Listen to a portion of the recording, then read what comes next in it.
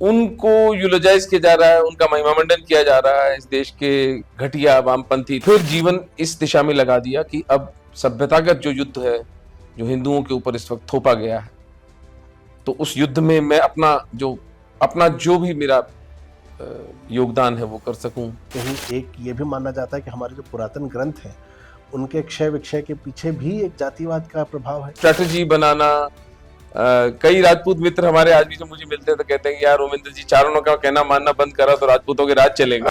तो उस थाती के नाते बचपन से सिरफिरा हिंदू तो मैं था। I was a नटकेस Hindu. 9/11 के बाद तो खैर वही से ही कसर पूरी हो ही गई कि एक बहुत पाश्विक विचारधारा से पूरे सिविलाइज समाज का सामना है। 47 के अंदर मैं मानता हूं कि भारत को कोई स्वतंत्रता, हिंदुओं को कोई स्वतंत्रता नहीं मिली। हमारा धर्म जो है संघर्ष से रहा है, चाहे दुर्गा हो, उन्होंने संघर्ष किया, शिव ने संघर्ष किया, हमारे हर भगवान जितने हैं सब ने संघर्ष किया। कई और ऐसे लोग बात सुनता, मुझे लगता है कि हाँ ठीक है, आप धर्म की बात कर रहे हैं, लेकिन जब तक अपना घर ही दुरुस्त नहीं है तब तक हम दूसरे पर हमला कर रहे हैं। तो ये ऐसा लगता है कि हम जो है सुपरफिशियल चीजों को मैनेज कर रहे हैं। जिहाद होता है, माइनॉरिटी कमीशन, आप उस माइनॉरिटी को एम्पावर करने की बात कर रहे हैं जिसने 1990 में 5 लाख हिंदुओं को इस देश से, उनके घरों से बाहर निकाला। आंतरिक शुद्धि तो आवश्यक है ही।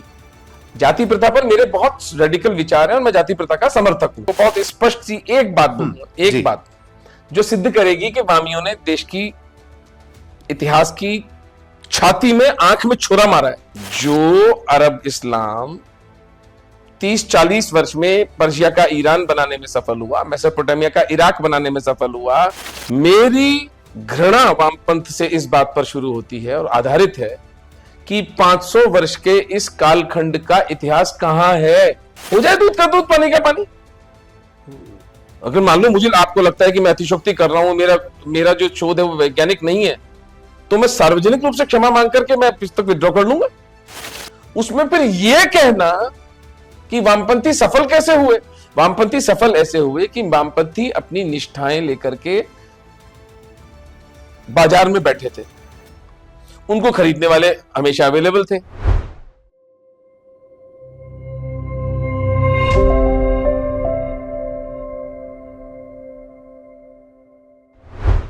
एक ऐसा विषय जो बहुत से छात्रों को स्कूल में बोरिंग लगता था, उसी विषय को जब कहानी के तरीके से तथ्यों के साथ बताया जाता है तो वही विषय बहुत ज्यादा रोचक बन जाता है। इन दिनों अगर आप देखें तो इतिहास और हिस्टोरिकल फिक्शन, इन दोनों के बारे में ही बहुत कुछ पढ़ा जा रहा है। नमस्ते, मेरा नाम है नवीन चौधरी और दैनिक जागरण के हिंदी हम चैनल के बातें किताबें सेगमेंट में हम हर हफ्ते एक किताब के बारे में बात करते हैं, उसके लेखक से बात करते हैं।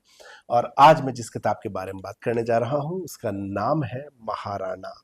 इस किताब के लेखक हैं डॉक्टर उमेंद्र रत्नू। ये किताब लगातार 1 साल तक दैनिक जागरण हिंदी बेस्टसेलर सूची में रही है और हाल ही में दैनिक जागरण ने कृति सम्मान दिया है, उसमें भी इस किताब को उत्तम में सर्वोत्तम चुना गया है। डॉक्टर रत्नू, बहुत बहुत स्वागत है आपका। धन्यवाद मुझे बुलाने के लिए। मैं आगे बातचीत शुरू करूं उससे पहले एक छोटा सा परिचय देता हूं, आगे तो हम सर से बात करेंगे ही। डॉक्टर रत्नू, जब मैंने किताब देखी थी तो मुझे लगा पीएचडी वाले डॉक्टर हैं, लेकिन फिर मुझे पता चला कि आप ईएनटी सर्जन हैं। जब मैंने किताब पढ़ना शुरू किया, पाकिस्तानी हिंदुओं के ऊपर काम करते हैं, इतिहास में इनकी बहुत रुचि है और रुचि किताब को पढ़ते हुए नजर भी आती है। सर, ईएनटी सर्जन होते हुए राइटिंग की तरफ इंटरेस्ट कहाँ आया, और वो भी हिस्ट्री में? वो दोनों चीजें एक्सक्लूसिव नहीं है, वो दोनों चीजें एक दूसरे को विरोधाभासी नहीं है। एक सर्जन होने के कारण दृष्टिकोण वैज्ञानिक है और तथ्यों पर आधारित बात ही करता हूं। तो जब मुझे पता चला कि भारत में हिंदुओं का जो इतिहास है उसको एक षड्यंत्र के तहत मिटाया गया है और जो हम पर आक्रांता शक्तियां थीं, जिनका इस देश के संस्कृति, धर्म, आर्थिक उन्नति, सामाजिक, आर्किटेक्चरल, साहित्य, संगीत, कहीं कोई योगदान नहीं है, उनको यूलोजाइज किया जा रहा है, उनका महिमामंडन किया जा रहा है इस देश के घटिया वामपंथी इतिहासकारों के द्वारा। तो फिर ये कर्तव्य बन जाता है कि एक डॉक्टरी मेरा आजीविका का साधन है, उससे मैं अपना इंस्टॉलमेंट्स चुकाता हूँ, अपनी मेरी एक अपनी लाइफस्टाइल है, उसको मैं जीता हूं अपने खुद के पैसे से। लेकिन हमारे पूर्वजों के प्रति, हमारे यशस्वी पूर्वजों के प्रति जो अन्याय हुआ इस देश में, जो उनके इतिहास को छुपाया गया, और वो प्रकट रूप से, वो कोई ऐसी बात नहीं है कि कोई छद्म रूप से हुआ, तो बहुत बड़ा हिस्सा इसमें घटिया हिंदू विचारकों का और हिंदू नेतृत्व का भी है कि उन्होंने ऐसा होने दिया। ये सब आंखों के सामने हुआ ना, कोई ऐसा तो है नहीं कि कोई रॉकेट साइंस है, कोई मैंने आकर के कोई नई खोज कर दी हो। इतना ही है कि मैं साहसपूर्ण तरीके से और बाकायदा क्रोनोलॉजी, टाइमलाइन, आर्कियोलॉजिकल जो पुरातत्ववेत्ता के जो प्रमाण है, और इवन लोकश्रुति, जो एनेक्डोटल एविडेंस जो लोकश्रुति पर आधारित है, वो भी उस सबको इकट्ठा करके कनेक्टिंग द डॉट्स कि ओके इस तरह से ऐसे हुआ था, ऐसे हुआ होगा, एक प्रस्तावना करता हूं जिसका कि समाज जिसको स्वीकार कर रहा है और प्रेम मिल रहा है समाज से, इतना तो मैं केवल हृदय से ऋणी ही हो सकता हूं इस समाज का कि समाज ने इसको स्वीकार किया, और महादेव की कृपा है कि ये अवसर मिला। तो डॉक्टर होना और लेखक होना इट्स नॉट एक्सक्लूसिव। वो लेखन मुझे शुरू से, मुझे रुचि थी मेरी, पहले मेडिकल विषयों पर लिखा करता था। अब मैं हिंदू धर्म पर जो आक्रमण होते हैं चारों तरफ से, इतने शत्रु हैं हमारे, विशेषकर डॉक्टर राजीव मल्होत्रा की पुस्तक भारत विखंडन, जो ब्रेकिंग इंडिया फोर्सेस, जब मैंने उसको पढ़ा तो मेरी ये मान्यता हुई कि जब जब देश ही नहीं रहेगा तो मेरी डॉक्टरी क्या, मेरा पैसा क्या, मेरी संपन्नता, मेरी प्रॉपर्टियां, वो सब ताश के महल की तरह ढह गया सब कुछ। तो फिर जीवन इस दिशा में लगा दिया कि अब सभ्यतागत जो युद्ध है, जो हिंदुओं के ऊपर इस वक्त थोपा गया है, तो उस युद्ध में मैं अपना जो भी मेरा योगदान है वो कर सकूं, वो इसमें करना। आपने जो बात कही, जब हम राइटिंग की बात करते हैं तो हर राइटर के साथ कई सारे विषय होते हैं जो उसके प्रिय हो सकते हैं। मेडिकल पे भी आप लिखते रहे, हिस्ट्री पे भी आप लिख रहे हैं। आपने कहा कि आपने काफ़ी कुछ पढ़ा और आपको लगा कि इसके विषय में हम बात करनी चाहिए। अब मैं इस पर अगर एक काउंटर समझने की कोशिश कर रहा हूँ, मैं आपके थॉट प्रोसेस को। बहुत सारे हमारे समाज में ऐसे मुद्दे हैं जिनके ऊपर की और लिखा जा सकता है। अगर समाज में जाति की ही बात कर ली जाए, अगर हिंदू समाज की बात की जाए, तो कहीं न कहीं एक ये भी माना जाता है कि हमारे जो पुरातन ग्रंथ हैं, उनके क्षय विक्षय के पीछे भी एक जातिवाद का प्रभाव है। तो विषय जो है समाज शास्त्र भी हो सकता है, विषय राजनीतिक शास्त्र भी हो सकता है, और विषय जो है आपके मेडिकल से जुड़ा ही आम आदमी का भी हो सकता है। लेकिन ऐसे में फिर धर्म, इतिहास जब ये आता है तो इसमें दो फैक्टर हैं। ठीक है, एक आपने कहा कि आपने पढ़ा, उससे एक आया, लेकिन कहीं न कहीं फिर पीछे से जो हमारा बैकग्राउंड है उसका भी प्रभाव होता है। तो मैं थोड़ा सा उस बैकग्राउंड के साथ समझना चाहता हूँ कि बचपन कैसे बीता, पढ़ाई, और उसके बाद किस तरह के परिवेश में आप बड़े हुए जिसने कि इन सभी चीजों को छोड़ ओके, के या दिस अ गुड क्वेश्चन। तो इतिहास के मैं ऊपर अपने आपने किया। एक क्षत्रिय परिवार में मेरा जन्म हुआ जी। राजस्थान में, और जाति उच्चारण जाति होती है हम लोगों की, तो हम लोग राजपूतों जैसे ही होते हैं, बट थोड़ा भिन्न होते हैं राजपूतों से। मूल रूप से लिखना जो है उनकी एक विशेषता लिखना, होती है। कविताएं करना, मार्गदर्शन करना, स्ट्रेटजी बनाना। कई राजपूत मित्र हमारे आज भी जो मुझे मिलते हैं तो कहते हैं कि यार रोमिंदर जी, चारणों का कहना मानना बंद करा तो राजपूतों के राज चलेंगे। तो विनोद की बात है। बट इस पुस्तक में भी आप देखेंगे जी। कि हर महाराणा के साथ एक चारण है। नायक जरूर रहा है जिसने उनको परामर्श दिया, साथ जिए, साथ मरे, साथ तपस्या की, साथ युद्ध किए, साथ प्रेम का संबंध निभाया, मित्रता निभाई। तो उस थाती के नाते बचपन से सिरफिरा हिंदू तो मैं था। I was a नटकेस Hindu. हर चीज जो हिंदू धर्म के बारे में होती थी वो मेरा ध्यान आकर्षित करती थी, चाहे वो न्यूज आइटम हो, चाहे टेलीविजन पर कोई न्यूज हो। और पहला झटका मेरी चेतना को लगा जब शाहबानो का प्रकरण हुआ इस देश में, कि एक 65 वर्षीय महिला को जब सुप्रीम कोर्ट ने कहा कि इसको मेंटेनेंस दी जाए अगर उसको 65 वर्ष की आयु में डिवोर्स दिया जा रहा है, तलाक दिया जा रहा है, तो और उस पर इस देश के मुल्ला मौलवी सड़कों पर आकर के इस देश की संसद को बाध्य करा उन्होंने, जिसने सुप्रीम कोर्ट का फैसला एनल किया। सभ्य समाज में ये कहीं नहीं होता भैया कि जो जो लेजिस्लेचर है वो जुडिशरी के काम में इंटरफेयर करे। एक देश चलेगा कैसे? ये जो म्यूचुअली जो रिस्पेक्ट है, म्यूचुअली जो चेक्स एंड बैलेंसेस हैं, लेजिस्लेचर, एग्जीक्यूटिव, जुडिशरी, उसी पर तो देश चलेगा ना। तो मेरे पिताजी को मैंने 87-88 की बात है, मैंने पापा को बोला, मैंने कहा पापा इस देश के अंदर कोई सरकार व्यवहार कोई व्यवस्था नहीं है आपको बचाने आएगी जिस दिन सड़कों पर खून के प्यासी भीड़ें निकलेंगी। तो 1991-92 के राम जन्मभूमि आंदोलन ने मुझे बहुत प्रभावित किया। मैं मेडिकल कॉलेज में था तो यहाँ पर मंदिर वहीं बनाएंगे का बिल्ला लगा के घूमता था, अकेला हिंदू था, और उसके लिए मेरा मजाक भी उड़ाया जाता था और कई टीचर्स ने मुझे डांटा भी। ये पढ़ाई कहाँ हुई थी? पढ़ाई कहाँ हुई? पढ़ाई SMS medical college, SMS medical college. तो उसके बाद बामियान बुद्धा का जब इंसिडेंट हुआ, जब तालिबान की इन मुल्लाओं ने कहकर एडवांस वार्निंग देकर भगवान बुद्ध की 1200-1500 वर्ष पुरानी विलक्षण प्रतिमाओं को डायनामाइट से उड़ाया, तो मैंने अपने पिताजी को कहा था, मैंने कहा पापा पूरा वैश्विक समुदाय भी कुछ नहीं करेगा जिस दिन इनकी खून की प्यासी भीड़ सड़कों पे निकलेगी। तो वो मेरी 9/11 के बाद तो खैर वही से कसर पूरी हो ही गई कि एक बहुत पाश्विक विचारधारा से पूरे सिविलाइज समाज का सामना है। मैं इसको बहुत हिंदू मुस्लिम की बाइनरी में नहीं देखता हूं, हालांकि हिंदू मुस्लिम की बाइनरी हो जाती है, लेकिन मैं अब भी आशावान हूं कि ये युद्ध सभ्य समाज और पाश्विक समाज के बीच में है।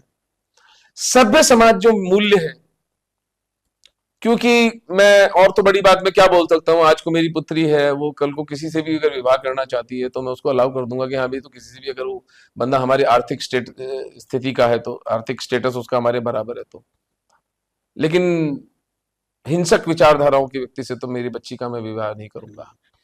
तो सभ्य समाज और पाश्विक समाज के बीच में निर्णायक युद्ध हो जाना चाहिए मेरे विचार से, क्योंकि सेटल हो जाना चाहिए। जैसे इस देश के अंदर 47 के अंदर मैं मानता हूं कि भारत को कोई स्वतंत्रता, हिंदुओं को कोई स्वतंत्रता नहीं मिली, इस्लाम को पाकिस्तान का किला मिल गया और भारत एक शरिया संवर्धक देश बना, कि जिस देश के अंदर आप सेक्युलरिज्म की पींगे बजाते रहते हैं और माइनॉरिटी कमीशन भी आपने बना रखी है, कोई लज्जा नहीं आती है इस देश के नीति नियंताओं को, माइनॉरिटी की मिनिस्ट्रियां चल रही हैं। भाई या तो सेक्युलर मत कहो अपने आप को, या तो मत कहो कि हम पंथ निरपेक्ष है, कह दो अपने आप को कि हम एक इस्लामिक राज्य है।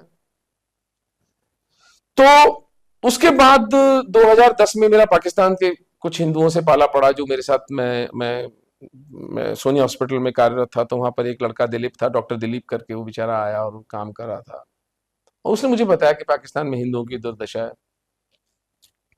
मैंने उस विषय को पढ़ना आरंभ किया कि 1 करोड़ हिंदू पाकिस्तान में रहते हैं और इतनी पाश्विक स्थितियों में रहते हैं। यूरोपियन यूनियन पार्लियामेंट की रिपोर्ट है कि 3 हिंदू सिख बच्चियां प्रतिदिन उनके घरों से उठा ली जाती हैं, प्रतिदिन।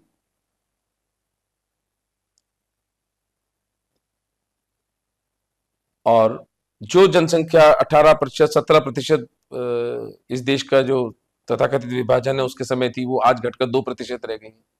तो ये 17-15% हिंदू सिख कहां गए?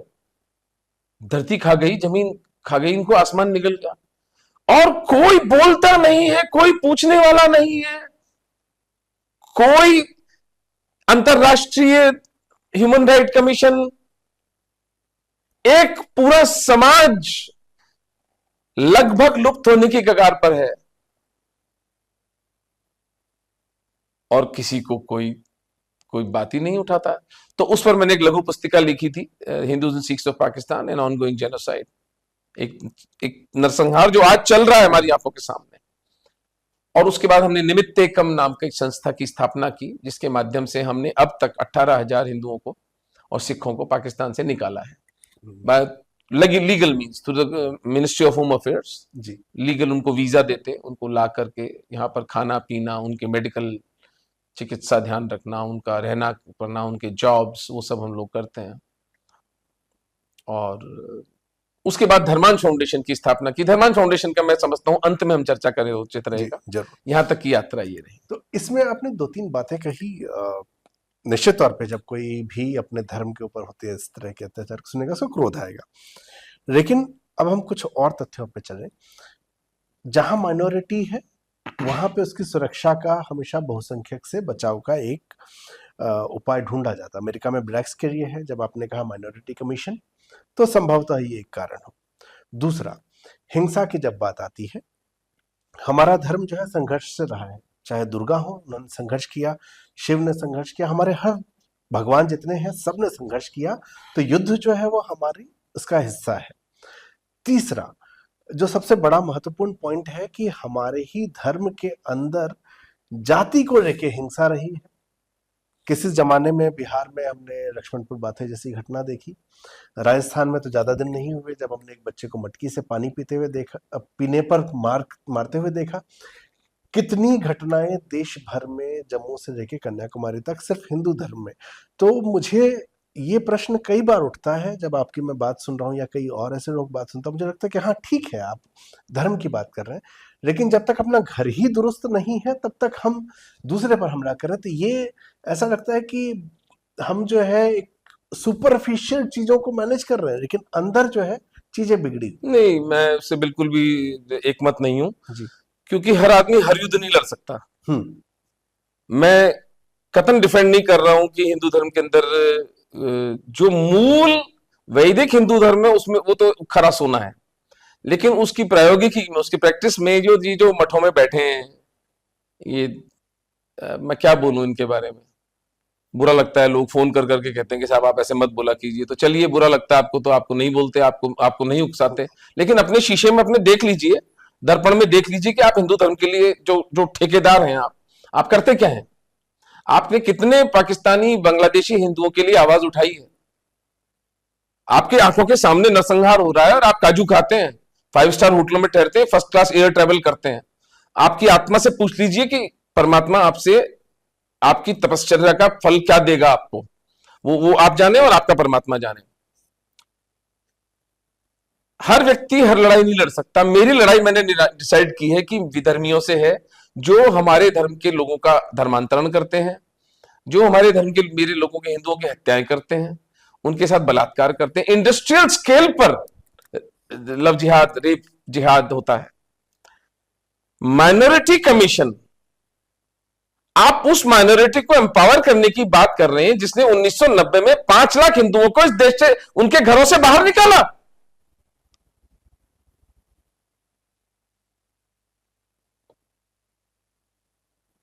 अगर मैं उस वक्त इस देश में कुछ होता तो मैं फायरिंग करवा देता इनके ऊपर। कैसे निकाल सकते हो भाई? कैसे? ये कोई राम रसोड़ा है कि कोई देश है, कोई धर्मशाला है? गुंडों की, बलात्कारियों की दादागिरी चलेगी यहां पर।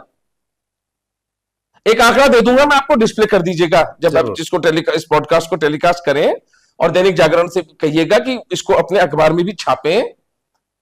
मोदी जी जिस दिन प्राइम मिनिस्टर बने 2016, 26 मई 14, 26 मई 2014, तब से लेकर आज तक 850 हिंदुओं की राजनीतिक हत्याएं हुई हैं। हिंसक विचारधारा के द्वारा उनकी एफआईआर, उनकी मारने वालों के नाम, मरने वालों के नाम और दिनांक, और सारी रिपोर्ट मैं आपको दे दूंगा अखबार की कटिंग के साथ में। 850 हिंदू परिवार, ये सब संघ के, विश्व हिंदू परिषद, राम सेने, हिंदू मुन्नानी, जो हिंदूवादी संगठन थे, उनके लोगों की लीडरशिप को साफ किया गया इस देश के अंदर। जलते घर को देखने वालों, फूस का छप्पर आपका है, उसके पीछे तेज हवा है, आगे मुकद्दर आपका है। उसके कत्ल पर मैं भी चुप था, मेरा नंबर अब आया। मेरे कत्ल पर आप भी चुप हो, अगला नंबर आपका है। एक समाज के रूप में हमें यह तय करना पड़ेगा कि आंतरिक शुद्धि तो आवश्यक है ही। जाति प्रथा पर मेरे बहुत रेडिकल विचार हैं और मैं जाति प्रथा का समर्थक हूं, और मैं आपको बता दूंगा उसके पीछे मेरे कारण क्या है। लेकिन जाति भेद महापाप है। कोई जाति ऊंची नीची नहीं हो सकती। बस। हमारे भगवान कृष्ण ने चतुर्वर्णामयी मया शिष्टम गुण कर्म विभाजित, मेरे लिए तो कृष्ण से ऊपर किसी का कोई, तो ये पंडे वंडे बोलते रहो, बकवासें करते रहे, इससे क्या अंतर पड़ता है? भगवान ने कहा मैंने गुण कर्म के आधार पर 4 वर्णों का सृजन किया है। If you look at it, बहुत उसको निष्पक्ष दृष्टि से अगर आप देखें तो जो वर्ण व्यवस्था है वो एक बड़ी वैज्ञानिक व्यवस्था थी, लेकिन चले समय के साथ हर चीज के अंदर कमियां आ जाती हैं, उसकी शुद्धि की जा सकती है। कौन कह रहा है कि वो पत्थर में लिखी हुई है? कौन कहता है written in metal and stone? आपको आपको मनुस्मृति में कुछ श्लोक अच्छे नहीं है, उनको हटा दीजिए ना। आप दूसरे ग्रंथों के बारे में सेम बात बोल के देखिए, जहां सीधा सीधा मुशरिकों को मारने का आदेश है। जरा कहिए कि जरा इनको हटा सकते हैं क्या? ओ नहीं नहीं भैया, ये तो सेक्रोसेंट है।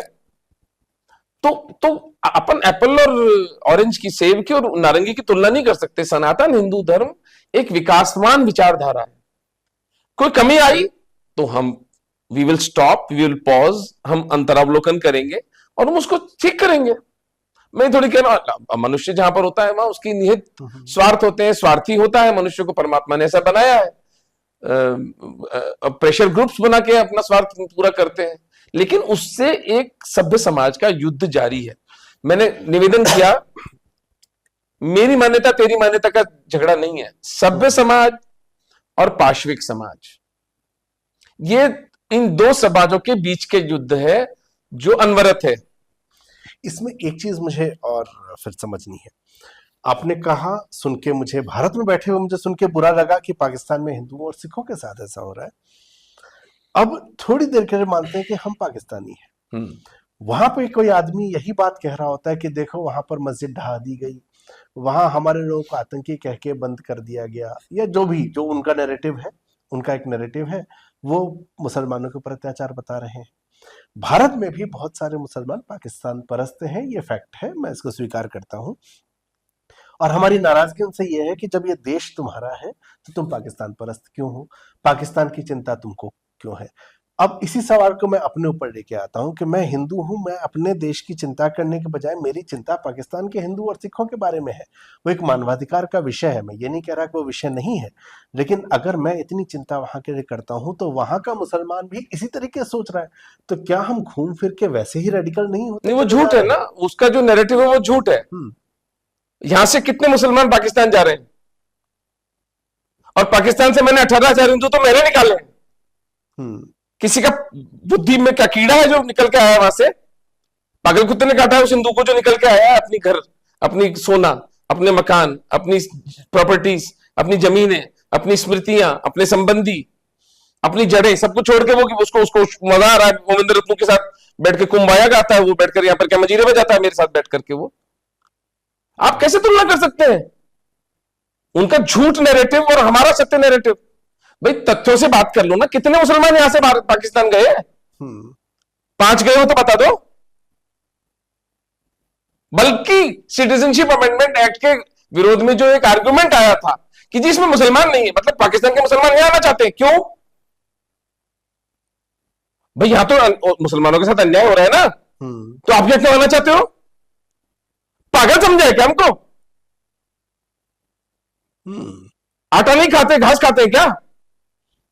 तो आप एक जेनोसाइड को एक काल्पनिक विमर्श से तुलना नहीं कर सकते। अभी मेरी नेक्स्ट पुस्तक जो आ रही है, मुझे नहीं पता उसको समाज कितना स्वीकार करेगा, वो पूरी पुस्तक मैंने उस बुकलेट पे बनाई है, हिंदू, पाकिस्तान के हिंदू व सिख एक अनवरत नरसंहार। किसी भी हिंदू सिख को हिंदू सिख होने के लिए उसकी बच्ची के साथ बलात्कार क्यों किया जा रहा है? और मैं इस मामले में यह कहता हूं कि अगर किसी मुसलमान के साथ यहां होगा तो मैं उसका पुरजोर विरोध करूंगा। मैंने कहा झगड़ा दो धर्मों के बीच में नहीं, सभ्य समाज और पाश्विक मानसिकता के बीच में। मुसलमान की बच्ची है, वो भी मेरी बेटी है, वो भारत की बच्ची है। अगर उसकी निष्ठा, उसके माता पिता की निष्ठा भारत के प्रति है, भारत का दायित्व हो जाता है कि उसकी रक्षा करे, फिर तो तब फिर हम में क्या भेद है? लेकिन आप कैसे तुलना कर सकते हैं उस नरसंहार की जो वहां हो रहा है और जो यहां हो रहा है? यहां कुछ हो ही नहीं रहा है। इस देश में कश्मीर में हिंदुओं को निकाला गया ना। आपको 850 का आंकड़ा मैंने दिया अभी। सूटकेस में किसकी बच्चियां पकड़ी जाती हैं? सूटकेस में हिंदुओं की बच्चियां मिलती हैं। बात करते हैं। आपने एक और इसमें प्राकथन में लिखा है मैं एक बार वापस किताब पे अब आता हूँ। पुस्तक पे आ जाए। हाँ जी, कि इसमें, क्योंकि ये बहस लंबी हो सकती है हाँ। काफी ज्यादा। वामपंथी इस्लामी विचारकों के द्वारा हमारे इतिहास के बृहत अधिग्रहण के कारण हमारे साहित्य और सामान्य जीवन में यह विमर्श अंगद के पैर की भांति जम चुका। आपने अपने फर्स्ट क्वेश्चन के आंसर में भी इनके ऊपर आरोप लगाया था। इसके अलावा इसी में आप आगे ये भी लिखते हैं कि दुर्भाग्यवश महाराणाओं के विषय में बहुत कम लिखित प्रमाण मिलते हैं। आपने 3 रूपश्रुति और राजवंश की वंशावली की बात की। ये सिर्फ किताब के बारे में पाठकों दर्शकों को बता दूं कि इस किताब के रेफरेंस में बात हो रही है। तो जब वामपंथियों ने जो भी इतिहास लिखा, जो इनका ये आरोप लगातार चल रहा है और वो भी अभी आरोप लगा रहे हैं कि दक्षिणपंथी जो है इतिहास को बदलने की कोशिश कर रहे हैं। एक आम आदमी जो वामपंथ और दक्षिणपंथी नहीं है, वो एक आम भारतीय है, वो सिर्फ सच जानना चाहता है कि ये जो कहा गया, अगर मुगलों ने हमला किया, उन्होंने हमारे ऊपर अत्याचार किए, तो वो भी सच बताया जाए, पर अगर वो जीते तो वो भी बताया जाए। अब जो है बहुत सारी ऐसी चीजें दोनों पक्ष से, वहां से तो ऐसा लगने लगा कि मुगलों ने अत्याचार किया ही नहीं इस देश में, मतलब वो ईश्वर का अवतार बन के आए थे। कई बार मैं पढ़ता हूँ तो मुझे ऐसा महसूस होता है, जो कि झूठ है। लेकिन जब इधर से मैं देख रहा हूँ आजकल जो इतिहास का नैरेटिव बन रहा है, उसके हिसाब से लगता है कि मुगल इस देश में आए नहीं थे, कभी कुछ हुआ ही नहीं था। नहीं आए थे, लेकिन हत्यारे थे, सब कुछ इस तरीके से हत्यारे थे, विध्वंसी थे। यहाँ का पैसा उन्होंने लूटा, खिलाफत के पास भेजते थे। लूटा। ऐसी कई चीजें नहीं, लेकिन इसको समेट लेते हैं, इसको समेट लेते हैं। मैं आपको बहुत स्पष्ट सी एक बात बोलूंगा, एक बात जो सिद्ध करेगी कि वामियों ने देश की इतिहास की छाती में, आंख में छुरा मारा है। भारत पर पहला इस्लामी आक्रमण कब हुआ था? 1200 के आसपास, 712। आपने क्या बोला? मैं 1100 पूछा। ये अभी उस पर आ जाऊंगा मैं। ये वॉश आउट है। आप जितना प्रबुद्ध आदमी, मुझे याद आ गया, मैं इतिहास का विद्यार्थी नहीं रहा। नहीं, इतिहास के विद्यार्थी, ये चीज इतिहास से विद्यार्थी होने से संबंध नहीं है। ये एक सभ्यतागत बात है। सभ्यतागत रूप से आप पाकिस्तान के किसी टीवी चैनल पर सुनेंगे तो मोहम्मद बिन कासिम उनका पहला नागरिक है पाकिस्तान का। वो कहते हैं, हर बच्चा जानता है मोहम्मद बिन कासिम के बारे में। हमारे हिंदुओं में मोहम्मद बिन कासिम का नाम नहीं पता। मोहम्मद बिन कासिम वो हत्यारा था जिसने 17 वर्ष की आयु में, 18 वर्ष की आयु में पहली बार राजा दाहिर के ऊपर 712 ईस्वी में सफल आक्रमण किया। आक्रमण 100 साल पहले शुरू हो गए थे। राजा दाहिर का वध किया उसने, धोखे से किया, बौद्धों और मेड़ जाति के साथ मिलकर, और उनकी 2 बच्चियों सूर्या देवी, परिमला देवी को भोगदासी बनाया उसने। वो अलग बात है। इस देश के अंदर हिंदू मुस्लिम संघर्ष इस देश के मक्कार वामपंथियों के हिसाब से 1192 में शुरू होता है, जब सेकंड बैटल ऑफ तराई में पृथ्वीराज चौहान मोहम्मद गौरी के हाथों पराजित होकर गौरी उनकी हत्या करता है, उनकी आंखें फोड़ देने के बाद में। 712 1192 के बीच में क्या हुआ? के आके हमला करके लूट के वापस जाने की कुछ घटनाएं मैं पढ़ता हूं, जितना मैंने पढ़ा है। बापा रावल, रावल खुमान, ललितादित्य मुक्तापीड़, पूरा शाहिया वंश, अनंगपाल, भीमपाल, त्रिलोचनपाल, राजा नागभट्ट, जयभट्ट, पुलकेशी राजा, नायक की देवी, भीमपाल, रावल अल्लड़, रावल जैत्र सिंह, रावल समर सिंह। ये तो कुछ नाम बताए मैंने आपको। 500 वर्ष का इतिहास, 500 वर्ष के इतिहास वॉश आउट। क्यों? क्योंकि अरब इस्लाम भारत में आकर पराजित हुआ था। यह बात सूट नहीं करती है एजेंडा को। जो अरब इस्लाम 30-40 वर्ष में पर्शिया का ईरान बनाने में सफल हुआ, मेसोपोटामिया का इराक बनाने में सफल हुआ, ये कजाकिस्तान, अजरबैजान, फैजान, ये वो ऊपर इधर आपके उत्तरी अफ्रीका के इजिप्ट, अल्जीरिया, ट्यूनीसिया, ये सब हो गया। क्या हुआ भैया? 120 करोड़ हिंदू इनकी छाती पे आज भी बैठे हैं 14 वर्ष के संघर्ष के बाद। अब्दुल हाली गूगल कर लीजिएगा और दिखा दीजिएगा अपने दर्शकों को। एक इस्लामी विचारक लिखता है, इस्लाम का वो बेड़ा जो लाल सागर और फतेह अरब सागर को फतेह करता चला गया, हा, इस्लाम का वो बेड़ा गंगा के मुहाने पर आकर डूब गया। ये हेटमोंगर नहीं कह रहा है, ये इनका खुद का स्कॉलर कह रहा है। मेरी घृणा वामपंथ से इस बात पर शुरू होती है और आधारित है कि 500 वर्ष के इस कालखंड का इतिहास कहां है। इस देश का इतिहास 1192 में दिल्ली सल्तनत के साथ क्यों शुरू होता है? पींगे बजाए जाते हैं। 5000 साल पुरानी संस्कृति है भारत की, तो क्या हुआ भाई 5000 साल में? एक चीज जो आपने देखी कि हमारे पास बहुत सारे प्रमाण नहीं मिलते हैं शिलालेखों के अलावा या वंशावली, तो क्या ये नहीं माना जा सकता कि एक्चुअल में रिकॉर्ड था ही नहीं? फिर भी तो प्रॉपर रिकॉर्ड महाराणा पुस्तक में मैंने लिखा है ना, मैं उस पर भी आऊंगा। तो मैंने लिखा है उसको, कहां से लिखा है मैंने? अब मुझ जैसा साधारण नॉन हिस्टोरियन, नॉन एकेडमिक आदमी अगर लिख सकता है, तो जिनका रोजी रोटी ये है, जो सुबह से शाम तक इतिहास की पुस्तकें खंगालते रहते हैं, अगर मेरे पास में वो प्राइमरी सोर्सेस होते, अगर मेरे को वो खजाने मिले होते, मेरे पास में वो लाइब्रेरियां होती, तो मैं और डिटेल में लिख सकता था इसको। मैं यही आपसे समझना चाहूंगा। मैं पहले दर्शकों को बता दूं कि महाराणा के नाम से महाराणा प्रताप पहला दिमाग में नाम आता है। मुझे लगा किताब महाराणा प्रताप के बारे में है, पर ऐसा नहीं।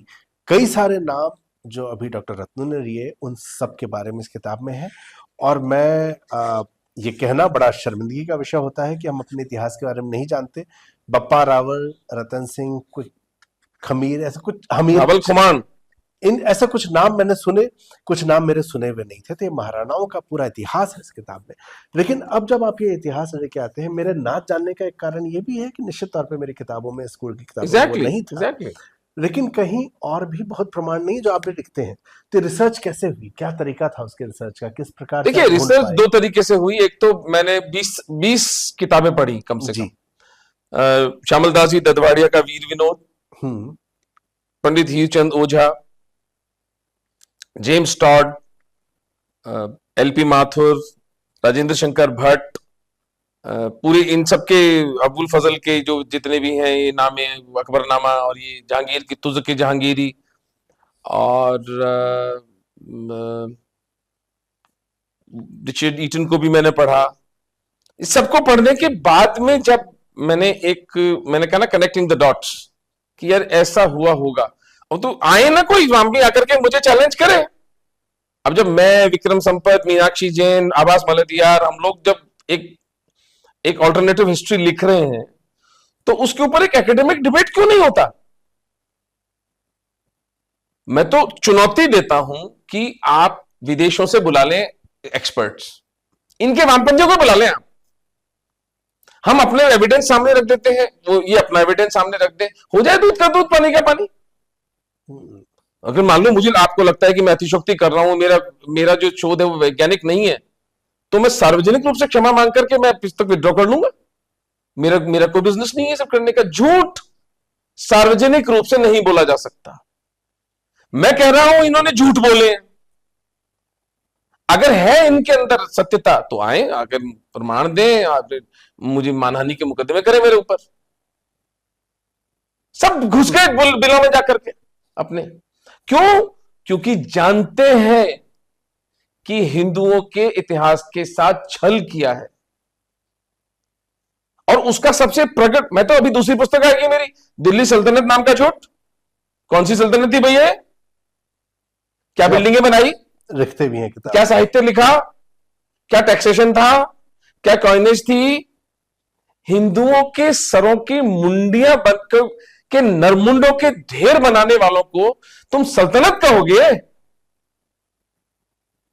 एक समाज जो पिछले 1400 वर्षों से लड़ रहा है इस पार्श्विक मानसिकता से, तुम उसका महिमा मंडन करने के स्थान पर आक्रांताओं, बलात्कारियों, हत्यारों का महिमा मंडन करोगे, तो तुम्हारा भी फिर सत्य बोला जाएगा, तुम्हें भी अपमानित किया जाएगा, तुम्हें भी लज्जित किया जाएगा। मैं तो कह के थक गया सरकार से कि भाई एक जांच कमीशन बिठा दो। भाई देखिए, मैं एक एंटी सर्जन हूं, मेरी प्राथमिक कर्तव्य क्या है कि जिस बच्चे के कान में मवाद आ रही है वो मेरे सर्जरी के बाद में ठीक हो जानी चाहिए, और कम से कम उसके चेहरे की नस में ना काटूं। जो सबसे कॉमन इंजरी मेस्टर्डेक्टमी में होती है वो होती है फेशियल नर्व इंजरी। अगर मैं 10 पेशेंट में लगातार फेशियल नर्व काट रहा हूं, तो या तो मैं पागल हूं या मुझे काम नहीं आता। दो ही संभावना है। क्या मेरा मेडिकल लाइसेंस रद्द नहीं होना चाहिए?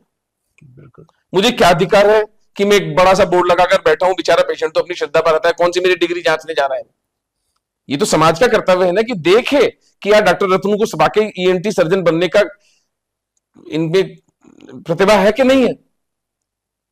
और उसके बाकायदा मैं तो उस पर टेस्ट होते हैं, हमारे बाकायदा इन्विजिलेशन होते हैं, ईयरली कॉन्फ्रेंसेस होती हैं, हम विचार विमर्श करते हैं। आओ ना, करो ना।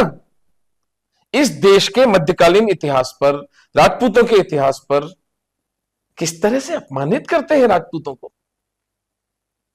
4-4 पीढ़ियां जिन्होंने एक युद्ध में गंवा दी, इनको लज्जा नहीं आती है। कभी सती को जौहर बताते, कभी जौहर को सती बताते हैं। कहते तो अफीम का नशा करते थे, राजपूत तो आपस में लड़ते थे, कोई युद्ध नहीं जीता। अरे कौन सा युद्ध हारा, जरा ये तो बताओ, जरा मुझे ये तो बताओ ना तुम, हारा कौन सा युद्ध? खानवा के युद्ध के बारे में सारे, इवन श्यामलदास दसवाड़िया, टॉड, सभी लिखते हारे। मैं गया खानवा, यहां से 180 किलोमीटर दूर है, आप भी समय मिले तो जाइएगा। खानवा के युद्ध में आज 500-600 वर्ष पुरानी छतरियां हैं हिंदुओं की, किसने बनाई? अगर सांगा हारे थे तो वो हिंदू छतरियां किसने बनाई? हल्दी घाटी का युद्ध या तो अनिर्णित रहा था या प्रताप हारे थे। अभी रिसर्च हुई है कि चंद्रशेखर शर्मा ने बताया कि डॉक्टर चंद्रशेखर शर्मा ने, बड़ा विलक्षण आदमी है, कि उंदरी और मोही गांव की 2 जगह की जागीरें प्रताप ने 1576, हल्दी घाटी का युद्ध 1576 में हुआ था, सितंबर 1576 की हस्ताक्षरित, प्रताप की हस्ताक्षरित ताम्रपत्र मिले हैं। रेवेन्यू रिकॉर्ड सबसे रिलायबल डेटा होता है। तो जून में अगर हारे थे हल्दी घाटी का युद्ध, तो सितंबर में जागीरें कौन बांट रहा था? यानी एक निष्पक्ष आकलन हो जाए। और फिर देखो, हम जब किसी चीज के अंदर झूठ, मैं ये नहीं कह रहा कि जो मैं कह रहा हूं वो सत्य है, मैं एक ऑल्टरनेटिव हिस्ट्री लाया हूं आपके सामने, इस पर डिबेट कर लो, एक फिर सत्य स्थापित हो जाए समाज में। एक महाराणा प्रताप के लिए जो है मतलब इसमें कई सारे, क्योंकि अब जो डिबेट हो रहा है, मैंने जो कंफ्यूजन की बात कही, एक आम आदमी के नाते, क्योंकि एक तरफ हम पढ़ते थे कि हारे, दूसरी तरफ ऐसे कई प्रमाण निकल के आते हैं जहां पर कि, जैसा आपने कहा, ये मैंने और भी कुछ जगहों पर पढ़ा, तो ये प्रमाण भी निकल के आते हैं कि नहीं हारे। आपने दिवेर के युद्ध का किताब में जिक्र भी किया है। इसके बाद एक कहीं ना कहीं वो जनश्रुति के अंदर ही ऐसे गीत भी हैं जहां महाराणा जंगलों में रहे युद्ध हारने के बाद और घास की रोटी खाई, ये सब चीजें भी सुनने में आती हैं। सिकरीगढ़ जाति उनके यहाँ हथियार बनाती थी, वो वहां से फैल के पंजाब चली गई, हरियाणा की तरफ चली गई। सिकरीगढ़ जाति जो तलवार बनाया करती थी, लोहार होते थे। हाँ। तो ये लोग जो है बाद में गुरु अर्जन देव के साथ उन्होंने उनको यूज किया अपने हथियार बनाने में, जब वो मुगलों से लड़ाई कर रहे थे। तो इनकी टीम भी कहीं न कहीं तो इधर उधर गई। तो अब कैसे पता लगे कि कौन सा युद्ध प्रताप हारे, कितने समय के लिए हारे और कब वापस उन्होंने अपने, वो तो प्रमाण है ना, मैंने 8 प्रमाण दिए हैं। हल्दी घाटी के प्रताप जीते थे। भाई अगर प्रताप हारे थे तो अकबर ने मानसिंह जी की जोड़ी नीचे क्यों की? 1576 में, 1577 में जब मानसिंह जी हल्दी घाटी के युद्ध के बाद वापस जाते हैं दिल्ली, आगरा, तो उनकी जोड़ी नीचे क्यों करी? उनका स्टेटस नीचे क्यों किया गया? ये तो ऐतिहासिक तथ्य है। अच्छा, हल्दी घाटी के युद्ध के 18 जून 1576 के 2 दिन बाद गोगुंदा में प्रताप की सेना फिर मुसलमानों पर हमला करती है, और वहां पर खुद इनके क्रॉनिकलर्स, ये कोई मेवाड़ की हिस्ट्री में मेवाड़ के क्रॉनिकल्स की बात नहीं कर रहा हूं, कि घोड़ों का मांस खा करके वो सेना जीवित रही थी, और घोड़ों का मांस खाने से सैकड़ों मुगल सेना के लोगों की मृत्यु हुई थी। क्यों घोड़े का मांस क्यों खा रहे थे? वो तो जीत गए थे ना, जीत गए थे तो आटा दाल चावल खाते। घोड़े का मांस तो व्यक्ति युद्ध में खाता है ना। तो एक सतत युद्ध की स्थिति को हिंदुओं की पराजय बताना, मनोवैज्ञानिक रूप से हिंदुओं को गुलाम बनाने की तरफ एक बहुत महत्वपूर्ण प्रयास है। और मैं अपने जीवन में यही करता रहूंगा कि मैं हिंदुओं को यह बताता रहूंगा कि आप कभी नहीं हारे थे, आपके पूर्वज विलक्षण थे, उनका त्याग। साका जौहर की घटना हमारे इतिहास में हमने तो कभी स्कूल में नहीं पढ़ी। पूरे विश्व में कहीं ऐसा हुआ है कि पूरा का पूरा शहर की स्त्रियों ने आत्मदाह कर लिया हो कि इन मलेच्छों के हाथ में हमारा मरा हुआ शरीर भी नहीं पड़ेगा? Just imagine the impact. उसका इंपैक्ट मेवाड़ की जनता पे क्या हुआ जब वो चित्तौड़ के कंगूरे से काली काली मौत की धुआं उठ रही थी। वो मांस, चंदन और देशी घी की जो गंध नाकों में घुसती थी मेवाड़ की जनता के, कि ये तुम्हारी रानियां हैं जो जीवित जली हैं। ये पूरा चित्तौड़ का शहर है, 10,000 स्त्रियां 25 फरवरी 1568 के दिन जीवित अग्नि में जली हैं। ये सभ्य समाज के तरीके हैं, और इन हत्यारों को हम अपना रक्षक कहेंगे? क्षमा करें, मैंने अपनी अक्ल गिरवी नहीं रखी है, मैं हत्यारों को हत्यारा कहता हूं। और जो त्याग, जिसको स्मरण करके मेरा शरीर कांपने लगता है, मैं उस त्याग के बल पर आज हिंदू हूं, ये कहने में मुझे कोई संकोच नहीं है।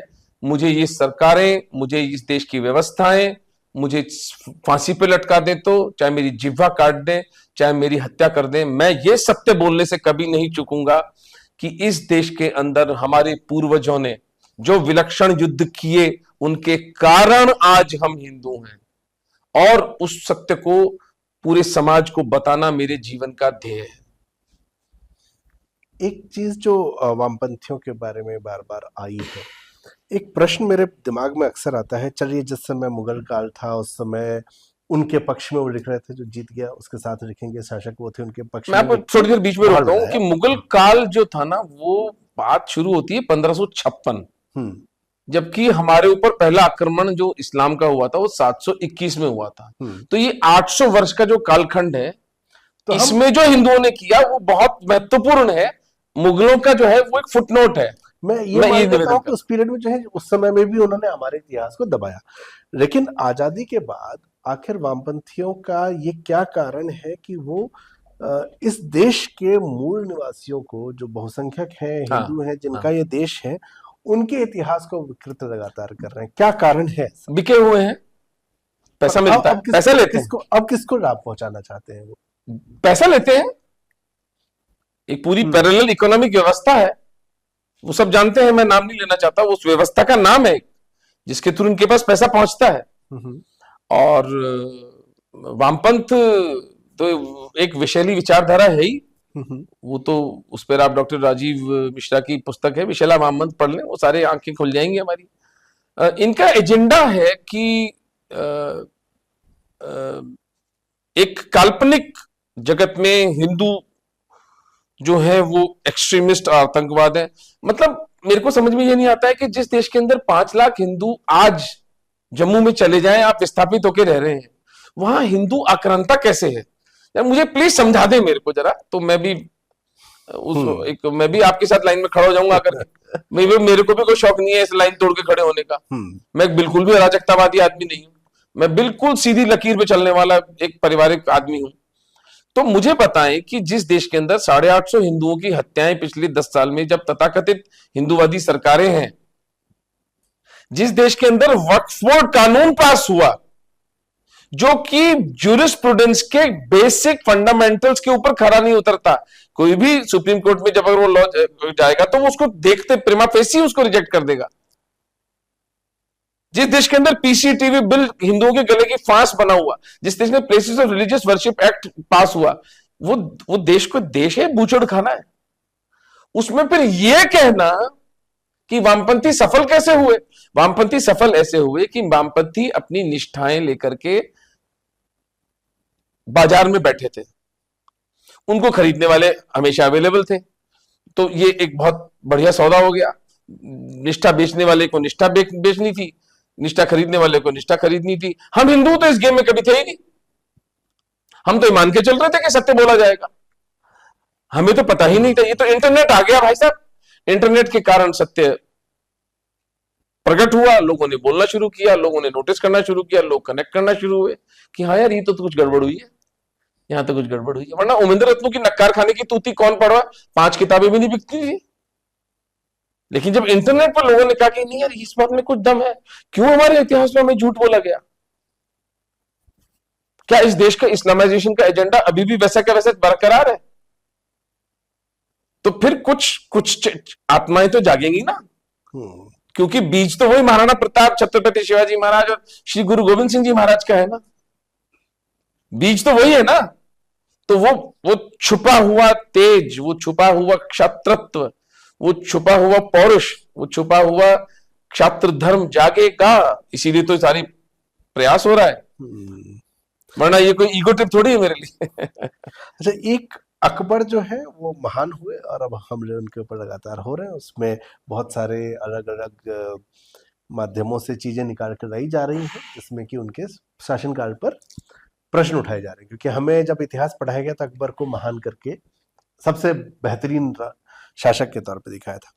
एक मेरे मित्र हैं सर्वेश तिवारी, उन्होंने एक उपन्यास लिखा पुण्यपथ, और ये उपन्यास जो है ये ऐतिहासिक उपन्यास है। पुण्यपथ? पुण्यपथ, अरे वाह। और ये चित्तौड़ में जो हमला हुआ था, चित्तौड़ में जो 40,000 लोगों को मारा गया, ये उपन्यास उसके ऊपर है। तो उन्होंने नॉन फिक्शन नहीं लिखा, उपन्यास के रूप में उसको लिखा है। फिर आपकी किताब में भी मैं उसके बारे में पढ़ता हूँ। तो ये जो है अब इन 40,000 लोगों की हत्या की बात आनी शुरू होती है सामने, लेकिन बहुत जगह पर ये ऑफिशियली नहीं मिलता। तो थोड़ा सा अगर आप हमारे दर्शकों को बताएं। ऑफिशियली तो मतलब ये को मैंने अपनी कल्पना से तो बनाया नहीं है। पहले की मैं बात कर रहा हूँ कि पहले इस तरह का किताबों में नहीं छुपाया गया ना ऐसा, उसको अगर आप बताएं हैं कि हाँ, मैं कह रहा हूँ कि जानबूझकर छुपाया गया जी। अकबर का घटियापन, अकबर की गंदगी, वो कितना विषैला व्यक्ति था, ये चीज तो जानबूझकर छुपाई गई। और उसके पीछे एक एजेंडा था। एजेंडा था अपने, भाई देखो एचआईवी क्या करता है, एचआईवी ह्यूमन इम्यूनोडेफिशिएंसी वायरस जो होता है ना, जिसको एड्स होती है, उसमें आपकी बॉडी में डब्ल्यूबीसी होते हैं, white blood cells. White blood cells एक वायरस को पहचानते हैं कि यार ये एनिमी वायरस है, मुझे इसको मार डालना है। वो टेबल पे बैठकर डिस्कशन नहीं करता, वो उसको एनगल्फ फेगोसाइटोसिस करके उसको मार डालता है। एचआईवी क्या करता है, एचआईवी उस व्हाइट सेल की उस जीन को ही खत्म कर देता है जो उस एनिमी को पहचानती है। तो उस एनिमी को पहचानता ही नहीं है। तो वामपंथ हिंदू समाज का एचआईवी है कि हमें शत्रु की पहचान ही नहीं करनी है, कोई शत्रु है ही नहीं। क्यों? क्योंकि इस देश का इस्लामाइजेशन एक अधूरा एजेंडा है। ये छंगूर पकड़ा गया ना अभी, छंगूरा ध्यान है आपको? छंगूरा पकड़ा गया ना यूपी के अंदर एक। अच्छा, एक छंगूर बाबा था जो, ओके, मुझे आइडिया, जो कन्वर्जन का रैकेट चला रहा था। इस तरह के रैकेट हर 100 किलोमीटर पे चल रहे हैं इस देश के अंदर। भाई तुम कौन हो? तुम क्यों कन्वर्ट करना चाहते हो हिंदुओं को? तो वो जो पूरा का पूरा जो मकड़जाल है, उसका एक बहुत महत्वपूर्ण हिस्सा यह था कि ऐतिहासिक रूप से इन हत्यारों को देश का नायक बना दो, और हिंदू विचारकों का घटियापन कि उन्होंने होने दिया, उसका प्रतिकार नहीं किया। एक मैं और आपको सार्वजनिक रूप में जो अभी जो चल रहा है एक तमाशा, जो उसका मैं उदाहरण दे दूं। रॉदरहैम स्कैंडल हुआ है इंग्लैंड के अंदर। क्या है वो स्कैंडल? क्या हुआ है रॉदरहैम के अंदर? हर सभ्य आदमी को पता होना चाहिए क्या हुआ है। हजारों गोरी बच्चियां और सिखों की बच्चियों को पाकिस्तानी मुसलमान गैंग्स ने रेप किया बरसों तक। फिर वो जब खुला मामला और वो सब कुछ पकड़ में आया, जैसे हमारे विजयनगर में यहां पर हुआ, जैसे अजमेर में हुआ था, ये आए दिन जब होता रहता है, ठीक है।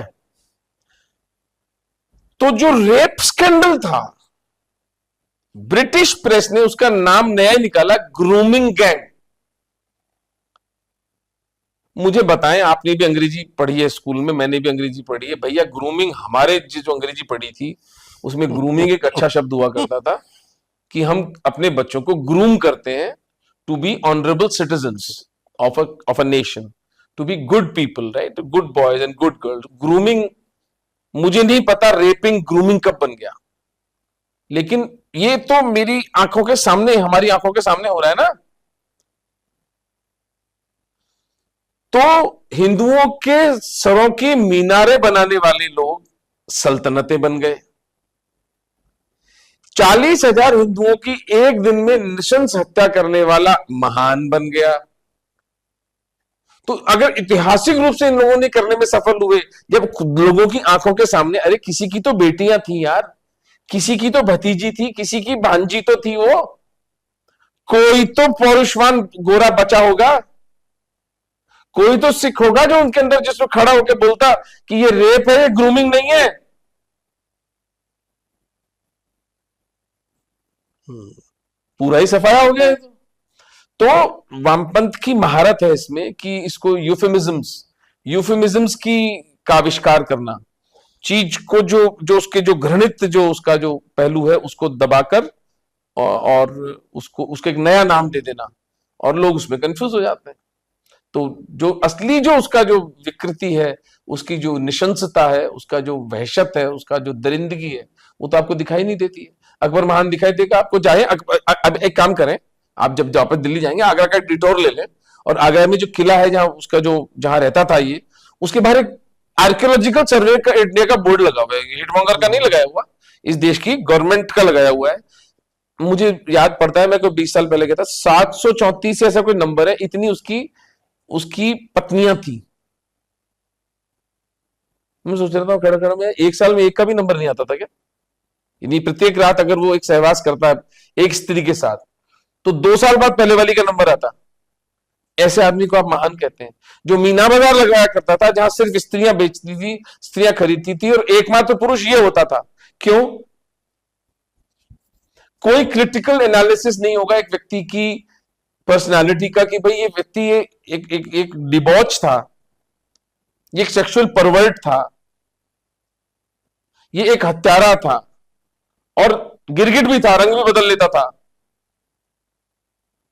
तो उसका एक क्रिटिकल एनालिसिस होगा या नहीं होगा, या आपके एजेंडा को सूट करने के लिए उसको महान बता दिया जाएगा? नहीं, वो दिन चले गए, क्योंकि इंटरनेट के कारण अब सत्य हर चौराहे से बोला जाएगा। एक और करेक्टर है पद्मावती, रतन सिंह पद्मावती। आपने एक पूरा चैप्टर उनके ऊपर किया है, फिल्म आई थी, बहुत विवाद हुआ था, और काल्पनिक पात्र कहा जाता है पद्मावती को। भाई पद्मावती तो काल्पनिक ही थी। अब वो मालिक मोहम्मद जायसी ने एक स्क्रिप्ट लिखी थी 300 वर्ष बाद महारानी पद्मिनी के।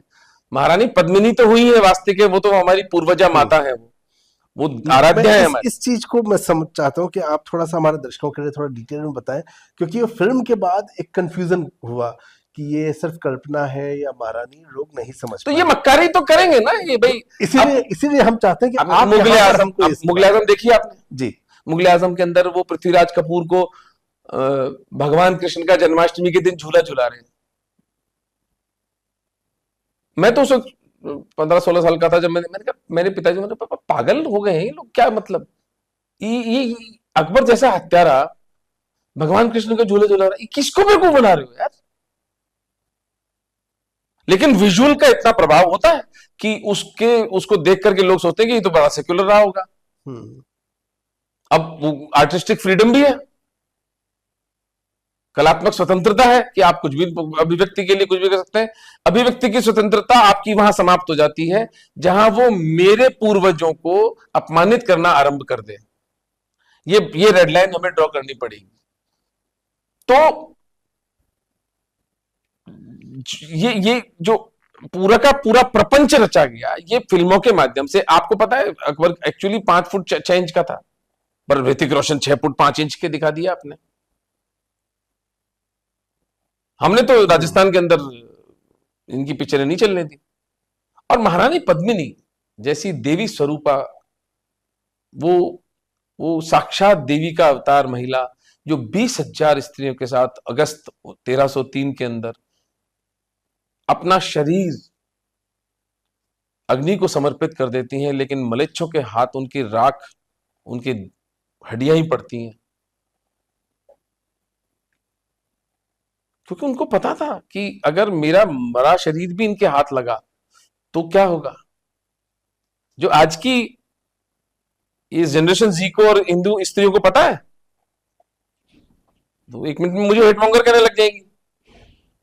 तो महारानी पद्मिनी के ऊपर जो प्रयास किया मिस्टर भंसाली ने, वो मैं उसका सम्मान करता अगर वो उसको उसकी पूरी सत्यता में उसको बताते, क्योंकि उन्होंने तो एक जगह पर ये भी कह दिया था कि मैं ड्रीम सीक्वेंस में उनको महारानी पद्मिनी को अलाउद्दीन खिलजी की बाहों में दिखा दूंगा। तो फिर हमने कहा तब ठीक है दिखा भाई, अगर दिखा सकता है तो। ये तो इतना तो नहीं चलने देंगे, इतनी अभिव्यक्ति की स्वतंत्रता नहीं है। तो तमाशा है, चलता है, कोई और इनको लज्जा भी नहीं आती है।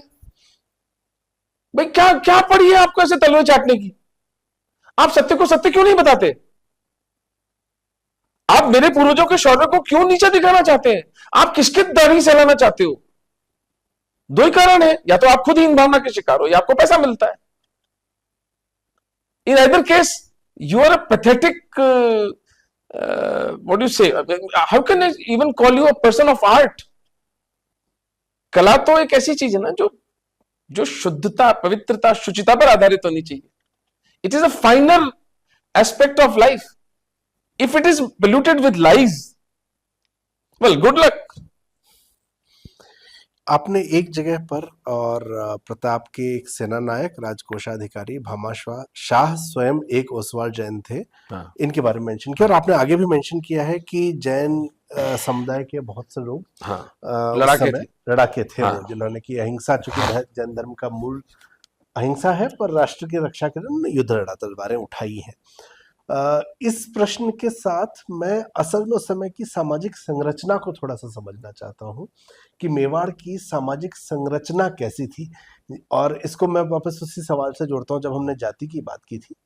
तो जाति प्रथा, जहां आपने कहा कि मैं समर्थन भी करता हूं, तो वो निश्चित तौर पे जब वैदिक उसमें देखा जाए तो वो कर्म के आधार पर था। हमने जाति भेद बाद में कर दिए, ये हमारा दुर्गुण है। तो उस व्यवस्था को समझते हुए मैं मेवाड़ की व्यवस्था को थोड़ा सा समझना चाहूंगा।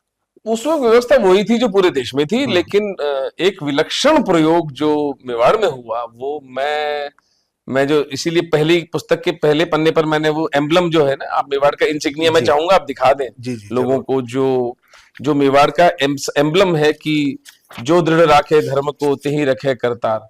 एक तरफ राजपूत है और एक तरफ भील है। ये मेवाड़ का राज चिन्ह है। यानी जो समाज में सबसे नीचे स्तर पर जो निर्धन और जंगलों में रहने वाले, और एक पूरा भोग विलास का जिंदगी जिसके पास पूरी संप्रभुता सत्ता है, इन दोनों के यूनियन से देश बचता है। ये अद्भुत प्रयोग मेवाड़ में हुआ। तो जाति प्रथा एक सोशियो इकोनॉमिक यानी सामाजिक आर्थिक कंस्ट्रक्ट है जो समय के साथ आई, और मैं उसका समर्थन आज इसलिए करता हूं क्योंकि हिंदुओं का समाज पूरा एक एटमाइज्ड समाज है, आणविक समाज है। आप अपनी खींचते ओढ़ते हैं, मैं अपनी खींचता ओढ़ता हूं।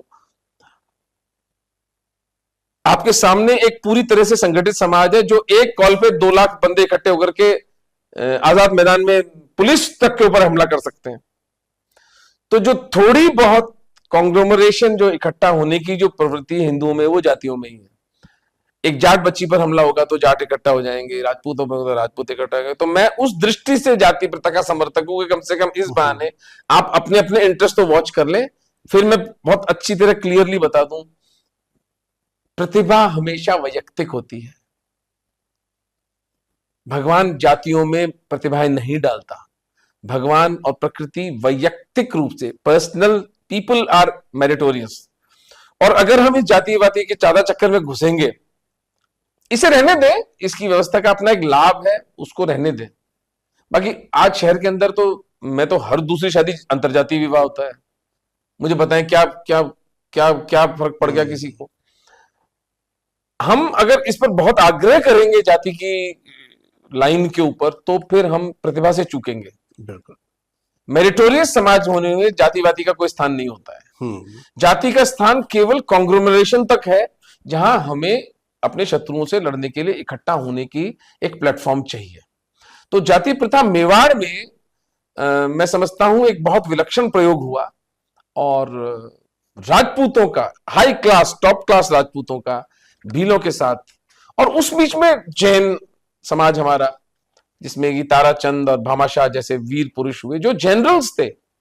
ये भ्रांति है कि उन्होंने अपना पैसा लाके दिया। उन्होंने अपना पैसा नहीं दिया, बेचारे लड़ते रहते, उनको पैसा कमाने की फुर्सत कहां थी? उनको कोई दुकान लगा के थोड़ी बैठे थे। उन्होंने मालवा सल्तनत की सारी जो मुगल कारवान को लूटकर वो पैसा लाकर, तो मुगल कारवानों को लूटने वाला सोचिए तो कितना बड़ा लड़ाका होगा, कितना प्रखर योद्धा होगा, कितना बढ़िया स्ट्रेटेजिस्ट होगा। उस तरह के लोग थे ये लोग, भामाशाह और ताराचंद, जो दोनों भाई थे। एक चीज मैं और समझना चाहूंगा, आपने कहा कि इन्होंने दिखाया कि राजपूत लड़ते रहते थे। एक उदाहरण हमें दिखता है जहां पर कि मानसिंह जो है अकबर की सेना में थे, हाँ और इधर मतलब ये हमारे ही स्टेट में हुआ। एक चीज और दिखती है आपकी किताब में जो आपने मेंशन किया कि बप्पा ने मेवाड़ की सेना का नेतृत्व करते हुए गुर्जर गुर्जर प्रतिहार वंश के नागभट्ट के साथ मित्रता की, मालवा में की, और उन्होंने बहुत सारे ऐसे हिंदू राजाओं को इकट्ठा करके हाँ एक सेना इकट्ठी की। तो दोनों चीजें हमें नजर आती हैं। एक तरफ हमें ऐसा भी दिखता है कि मानसिंह जो है वो अकबर के साथ हो गए, वहीं हमें बप्पा रावल की तरफ से जो है एक ये पूरा प्रयास भी दिखता है जहां पर कि अलग अलग राज्यों को इकट्ठा वहां पर करके। इकट्ठा करके उन्होंने हमला किया, इस सेना के साथ उन्होंने युद्ध किया। देश के अन्य हिस्सों में, क्योंकि ये जो है मेवाड़ के आसपास का गुजरात और इस क्षेत्र की आप बात कर रहे हैं, देश के अन्य हिस्सों में उस समय क्या हिंदू राजाओं के अंदर इस तरह के एका की भावना थी जो बप्पा रावल ने खड़ा करने की कोशिश की थी? रही होगी, मुझे नहीं पता, लेकिन हो नहीं पाई क्योंकि एक अराजकता फैली हुई थी। मालवा का इस्लामिक बीज फैल चुका था, बहमनी किंगडम नीचे था, और गुजरात में भी सल्तनत स्थापित हो चुकी थी। 1192 तक तो हिंदुओं ने मुसलमानों को पैर जमाने नहीं दिए भारत के अंदर। 500 वर्ष तक तो संघर्ष चला जी। उस वक्त सारे राजा संगठित ही थे। मैं एग्जैक्ट राजा का नाम तो नहीं बता सकता, पर डॉक्टर सनी बालकृष्णन जो है बेंगलुरु के, उन्होंने बड़ी जबरदस्त एक बात बताई थी कि बाकायदा हमारे पश्चिमी फ्रंट पर एक तुरुक्ष दंड हुआ करता था। यानी मुसलमानों की सेना से लड़ने के लिए हिंदुओं को एक टैक्स देना पड़ता था, तुरुक्ष दंड कहा जाता था उसको। स्त्रियां अपना गहने गला देती थी कि हाँ वो दंड देखो, बोले आर्मी की फंडिंग करो। 500 वर्ष तक की काम, 500 वर्ष बहुत लंबा पीरियड होता है भाई। अभी आपको 70-80 साल हुए ये तथाकथित स्वतंत्रता, जिसको मैं ट्रांसफर ऑफ पावर कहता हूं, सत्ता का हस्तांतरण हुआ 15 अगस्त 1947 में। लगता है पता नहीं किस युग की घटना है। 500 वर्ष के कालखंड की बात कर रहे हैं। 500 वर्ष तक हिंदू राजा संगठित होकर लड़ते रहे। उसके बाद में जो दूसरा होता है राजा, जो राजकुमार होता है, उसकी कुछ न कुछ ग्रज होती है, उसको फायदा उठाने के लिए आ गए। प्रताप के सामने जगमाल और सगर को खड़ा किया ना अकबर ने, अंतःकलह कर दी उसके अंदर मेवाड़ के राजघराने में। हम तो कहीं गए नहीं किसी पर हमला करने के लिए, हालांकि पापा तो गए थे ईरान तक, इनको ठोक कर आए थे।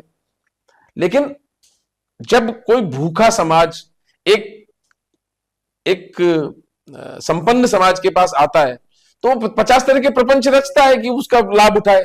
तो जो जो दूसरे तीसरी जो राजकुमार थे, उनकी जो ग्रजिस थी उसको एक्सप्लॉइट किया गया। एक राजा की दूसरे राजा के साथ जो थी उसको एक्सप्लॉइट किया। पर 500 वर्षों तक हिंदुओं ने ऐसा नहीं होने दिया। 1192 की पहली जो हार पृथ्वीराज चौहान की, वो इसलिए हुई क्योंकि राजाओं ने संगठित होकर के उसका प्रतिकार नहीं किया। उसके कई कारण है। पृथ्वीराज खुद इतने कोई दूरदर्शी राजा नहीं थे। 1178 में नायकी देवी ने जो गुजरात में उनके बेटे मूल राजा के साथ मिलकर के और गौरी को पराजित किया था, इसी मोहम्मद गौरी को। और उस वक्त उन्होंने पृथ्वीराज चौहान से सहायता मांगी थी, पृथ्वीराज चौहान ने सहायता नहीं की थी उस वक्त। तो 500 वर्ष में एक सभ्यता का थकान आ गई होगी, ये हो जाता है, होता है। अच्छा, आखिरी प्रश्न, आपने एक संस्था के बारे में कहा था कि मैं इसकी बात आखिर में करूंगा। हाँ मैं उसके जी, बहुत बहुत मुझे धन्यवाद आपको नवीन, आपने इस प्रश्न को उठाया, क्योंकि वो बात, सब बातें बातें ही रह जाती हैं। अगर हम धरती पर कोई काम नहीं कर रहे तो फिर वो लफाजी हो जाती है सिर्फ। 20-25 वर्षों से हिंदू धर्म के लिए सोचते हुए, चिंतन करते हुए, काम करते हुए एक बात समझ में आई कि हिंदुओं का सामूहिक धन कहीं भी नहीं है। बता दीजिए मुझे आप कि हिंदू धर्म पर अगर कोई आक्रमण होता है एक संस्था के रूप में, जैसे अभी दक्षिण में एक राजनीतिक ने कहा ना कि हिंदू धर्म तो डेंगू और मलेरिया की तरह उन्मूलन करने योग्य है। अगर कुछ होता हमारे पास 100-200-500 करोड़ रुपए, तो हम उसको इतना मजा चखाते कि पेशियां देते देते थक जाता। लेकिन कुछ नहीं हुआ, चलता है इस देश के अंदर। आप खुले गालियां दे सकते हो, कोई हेट स्पीच वेट स्पीच कुछ नहीं। सब हिंदू धर्म उन्मूलन के योग्य है, डेंगू और मलेरिया की तरह। जिस हिंदू धर्म के लिए हम शपथ लेते हैं, हमारे पूर्वज 1400 साल तक एक हत्यारी मानसिकता से लड़ते आए, उस हिंदू धर्म के लिए इसी देश का एक राजनीतिक ये बात बोलता है, क्योंकि हिंदुओं का सामूहिक धन कहीं नहीं है। जब सामूहिक धन नहीं है तो सामूहिक एक संगठन नहीं है जो कि उस चीज को लॉजिकली अप्रोच करके उसको उसका प्रतिकार कर सके। तो फिर रैगटैग एक कोएलिशन है, रैगटैग आर्मी है हिंदुओं की। धरती पर कोई पाकिस्तानी हिंदुओं के लिए काम कर रहा है, कोई लव जिहाद के अगेंस्ट काम कर रहा है, कोई धर्मांतरण पर काम कर रहा है। एक सेंट्रल स्ट्रीम ऑफ फंड्स हमको चाहिए, जहां से हम इन लोगों को उस प्लेटफॉर्म पर इकट्ठा कर सके, इन अलग अलग हिंदुओं को जो इतना विलक्षण काम कर रहे हैं, और उनकी फंडिंग भी कर सकें। क्योंकि अल्टीमेटली बात आ जाती है पैसे पर, किसी को सैलरी चाहिए अगर काम करने के लिए। हिंदू धर्म का काम करना किसी के लिए एक विलास नहीं है, वो उसकी सभ्यतागत आवश्यकता है, लेकिन उसके भी बाल बच्चे हैं, उसके भी माता पिता हैं जिनको उपचार चाहिए, उसके बच्चों को भी एजुकेशन चाहिए, उसको भी अपनी इंश्योरेंस की प्रीमियम भरना है, उसको भी शायद 4 व्हीलर गाड़ी चलाने का उसको शौक हो सकता है। हिंदू धर्म के लिए काम करना की अनिवार्यता नहीं कि वो विपन्न और निर्धन हो, संपन्न होकर भी वो हिंदू धर्म के लिए काम कर सकता है। इस अवधारणा के साथ 4 वर्ष पूर्व धर्मांश फाउंडेशन की स्थापना की गई। और मैं विनती करता हूं हर हिंदू से जिसको कि सभ्यतागत युद्ध का पता है और वो अपना योगदान देना चाहता है, वो धर्मांश फाउंडेशन की वेबसाइट पे जाए, DHARMANSH foundation.org, वहां बारकोड है, उस पर 100 रुपए प्रति माह का धर्मांश दे। पैसा कहां से आता है, कहां जाता है, हमने वेबसाइट पर ही डाला हुआ है। मैं खुली आपको आमंत्रण देता हूं कि कहीं भी भारतवर्ष में कोई भी हिंदू परिवार अगर आर्थिक कठिनाई में हो, कोई परिवार में कमाने वाला चला गया है, कोई एक्सीडेंट हो गया है, विकलांगता हो गई, परिवार नहीं कमा पा रहा, तो लोग सामूहिक आत्महत्याएं कर रहे हैं, तो ऐसी स्थिति में आप फाउंडेशन को लेटर लिखेंगे तो हम 5,000, 10,000, 15,000 महीने की सहायता उस परिवार को देंगे। इस वक्त हम लगभग 150 ऐसे परिवारों को हम सपोर्ट कर रहे हैं। जितना पैसा आ रहा है उतना हम बांट रहे हैं, पैसा बढ़ेगा तो हम शायद 1,500 परिवारों की सहायता भी करेंगे। धर्मांश उस अवधारणा का नाम है जहां हम हिंदुओं का पैसा एक प्लेटफॉर्म पर सामूहिक रूप से इकट्ठा करके केवल और केवल निर्धन हिंदू की सहायता का प्लेटफॉर्म। और इसमें मैं अब थोड़ा आगे भी चला जाता हूं, केवल हिंदू ही नहीं, इस देश का कोई भी नागरिक, और वो भले किसी भी धर्म का हो, तो अगर हमें पता लगेगा कि उसको धन की आवश्यकता है, तो हम वो सहायता उस तक पहुंचाएंगे। मेडिकल फैसिलिटी हो, चाहे से उसके बच्चे के एजुकेशन हो, और कोई प्रतिभाशाली बच्चा हो तो उसकी शिक्षा को भी हम फंड करेंगे, और बच्चियां को सामूहिक विवाह, ये 3 हमारे मेन एजेंडा है। तो धर्मांश फाउंडेशन को 100 रुपए प्रति माह प्रति हिंदू, यदि 1 करोड़ हिंदू भी धन दे देते हैं तो 100 करोड़ रुपए महीने की फंडिंग आ गई। ये 100 करोड़ रुपए आने वाले हर महीने अगर हम आते हैं तो आने वाले 10,000 साल तक हिंदू धर्म को सुरक्षित रखेंगे। ओमिंद्र रत्नू तो आज है कल चला जाएगा, ये शरीर तो मरण धर्म है, लेकिन हम ऐसी संस्था खड़ी कर जाएंगे जो संस्था लगातार एक ऐसा प्लेटफॉर्म होगी जहां हिंदू अपना धन इकट्ठा कर सके और आवश्यकता पड़ने पर वो धन ले भी सके। आपने सुना कि बिना किसी राग रपेट के पूरे खुले मन से अपनी बात कहने वाले डॉक्टर रत्नू हमारे साथ हैं, और एक किताब है महाराणा सहस्त्र वर्षों का धर्मयुद्ध। ऐसा नहीं कि किताब सिर्फ महाराणाओं के ऊपर है, इन्होंने पहले ही पेज पे जिसको मैंने हाईलाइट भी किया है, इन्होंने इस किताब को समर्पित किया है मेवाड़ के उन अनाम और अज्ञात भील, राजपूत तथा समस्त हिंदू पूर्वजों को समर्पित जो सदियों तक जीवन और संपन्नता दांव पर लगाकर अपने महाराणाओं के साथ खड़े रहे। इतिहास लेखन में छेड़छाड़ हुई है, इसमें कहीं कोई संदेह नहीं है, क्योंकि कई तरह के प्रमाण अब ऐसे निकल के आते हैं जहां हमें पता लगता है कि बहुत सी चीज़ों को बदला गया या उसको अलग रूप में दिखाया गया। उसके पीछे क्या कारण थे, क्या राजनीतिक विचार थे, राजनीतिक एजेंडा थे, इसको सोचने समझने के लिए आप स्वयं सक्षम हैं। मैं न ये कहता हूँ कि हाँ यही किताब सत्य है, ना मैं ये कहता हूँ कि जो हमने पहले पढ़ा वो सत्य है, लेकिन जो महत्वपूर्ण है वो सबसे ज़्यादा महत्वपूर्ण ये है कि हम वो पढ़ें और हम ये भी पढ़ें। हम सभी को ईश्वर ने इतनी बुद्धि दी है कि जब हम 2 किताबों को पढ़ते हैं, दोनों में लिखे तथ्यों को पढ़ते हैं, और इतिहास लेखन में हमेशा कहाँ से सोर्स लिया गया है ये बताया जाता है, इस किताब में भी बताया गया है, तो उन सोर्सेस को देखने के बाद हम ये खुद तय कर सकते हैं कि सच क्या है, झूठ क्या है। तो अपने देश के इतिहास को, अपनी संस्कृति के इतिहास को समझने के लिए किताबें पढ़ें। ये किताब मैंने पढ़ी, बहुत अच्छी लिखी गई है, प्रभात प्रकाशन से किताब आई है और इसकी कीमत है 600 रुपये, और जहां तक मैं समझ रहा हूँ अंग्रेजी में भी ये किताब उपलब्ध है। अंग्रेजी में और मराठी, तो इंग्लिश और मराठी में भी ये किताब है अगर आप पढ़ना चाहते हैं। और इसका जो लाभ होता है, पैसा जो वो पाकिस्तान से विस्थापित हिंदुओं के हिंदुओं के उसमें लिए जाता काम है। में वाह। आती है। तो डॉक्टर रत्नू बहुत सारी चीजों पे काम कर रहे हैं, तो किताब आप पढ़ते हैं तो आप लेखक से अधिक उन लोगों की मदद कर रहे हैं जिनको असल में मदद की आवश्यकता है। आपका बहुत बहुत धन्यवाद आज यहाँ आने के लिए, हमसे बातचीत करने के मैं लिए। ये कहना चाहूंगा कि आपने बहुत सटीक प्रश्न पूछे, विचारोत्तेजक प्रश्न पूछे, जिनसे मेरी चेतना को चुनौती मिली। तो मुझे बहुत आनंद आया आपके साथ इंटरव्यू करके, और मैं चाहूंगा कि आगे भी हम ऐसा साक्षात्कार रखें। पाकिस्तान से विस्थापित हिंदुओं पर जब पुस्तक आएगी जी, तो हम एक अलग उस पर विस्तार से इसके ऊपर चर्चा भी हम करेंगे बात कि उसके करेंगे। उस विषय के बहुत से आयाम हैं जो हिंदू समाज को पता होने चाहिए। अगर ये बातचीत अच्छी लगे तो अच्छी चीजों को अपने पास नहीं रखते हैं, इसको लाइक करें, शेयर करें और सब्सक्राइब करें। बहुत बहुत धन्यवाद। दैनिक जागरण हिंदी है हम।